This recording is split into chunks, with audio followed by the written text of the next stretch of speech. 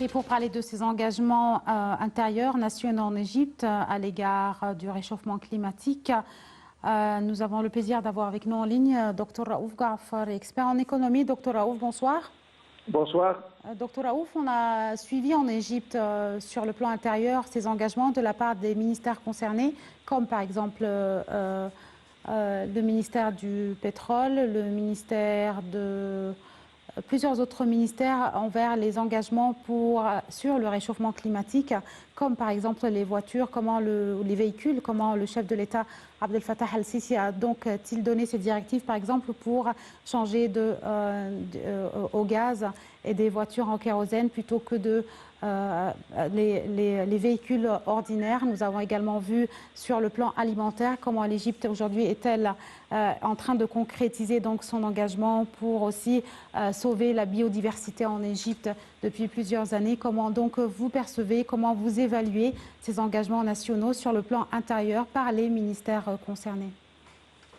Bon, l'Égypte fait partie du monde, donc on ne peut pas aller seul. C'est-à-dire le changement climatique, ça pose un problème. C'est vrai que c'est un long terme, mais on doit commencer aujourd'hui. Et comme vous l'avez bien dit, les directives du président, c'est de changer un peu. Sur le plan, par exemple, voiture, on change les voitures électriques, les voitures en...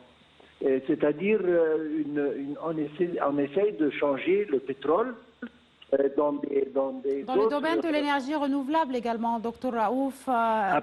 Exactement. Ça, c'était pour réduire les émissions, justement, qui peuvent avoir un effet négatif sur ce phénomène. D'autre part, comme vous l'avez dit, on essaye de s'engager dans l'agriculture organique, disons, et on se concentre sur les serres et la cultivation protégée, comme on appelle ça, pour essayer d'éviter justement tout problème qui peut causer disons, encore une fois, un effet négatif sur ce phénomène. Donc, oui, la gestion également, Dr Raouf Gaafar, la gestion des ressources en Égypte également figure parmi les priorités du gouvernement égyptien dans le cadre aussi de son engagement sur le point du réchauffement climatique. La gestion des ressources en Égypte, que ce soit pour les petits paysans dans le domaine de l'agriculture ou dans d'autres domaines, la gestion de ces ressources, comment vous voyez ces efforts déployés par l'État égyptien? On essaye, le gouvernement, le président essaye très fortement de marcher dans cette direction. Et il s'engage très sérieusement. Et comme vous l'avez dit, l'essentiel c'est de gérer les ressources de façon à ne pas, disons, déranger ou bien changer sérieusement les conditions climatiques. C'est pour ça. D'accord. Merci infiniment, Dr Raouf Gaafar. Vous êtes expert en économie. Merci de votre intervention.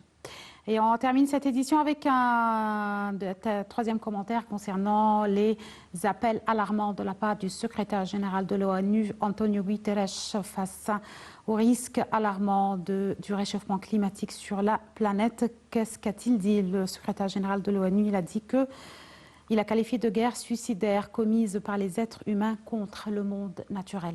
Compte rendu Sarah Al-Maghrabi, Shahinaz Ismail, et je reviens de suite pour terminer, mettre fin à l'émission de direct.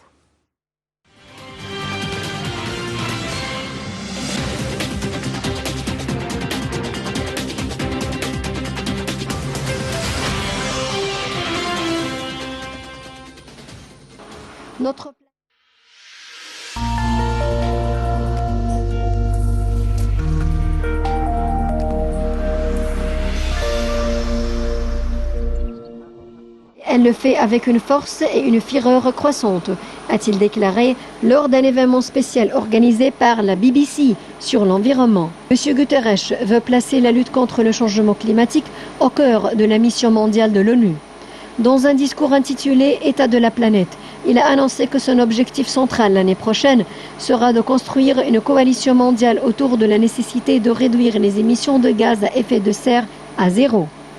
M. Guterres estime que chaque pays, ville, institution financière et entreprise devrait adopter des plans pour une transition vers des émissions nettes zéro d'ici 2050. Selon lui, ils devront également prendre des mesures décisives dès maintenant pour se mettre sur la voie de la réalisation de cette vision.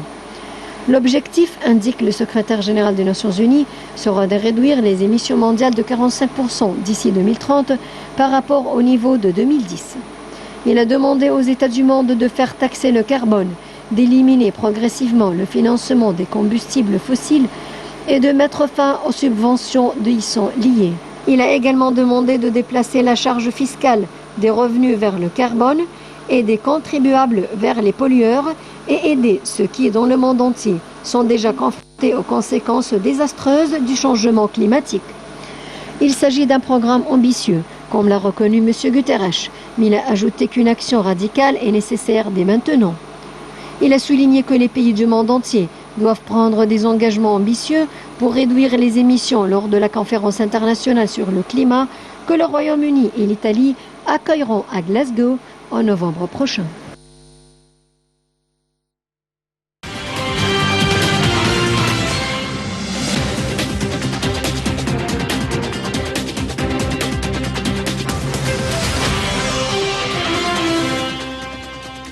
En conclusion, donc, chers téléspectateurs, le monde doit réduire la production d'énergie fossile de 6% d'ici à 2030 pour espérer limiter le réchauffement climatique à plus de 1,5 degré Celsius. Malheureusement, les prévisions jusqu'aujourd'hui prévoient plutôt une hausse. Croisons donc les doigts pour préserver la biodiversité et notre écosystème sur la planète, l'écosystème de chaque pays. C'est donc la fin de cette édition de Direct. Merci de nous avoir suivis.